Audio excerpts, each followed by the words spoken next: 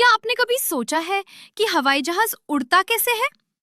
सबसे पहले इंजन चालू होता है और हवा को जोर से पीछे धकेलता है, जिससे प्लेन को आगे की तरफ जबरदस्त ताकत मिलती है।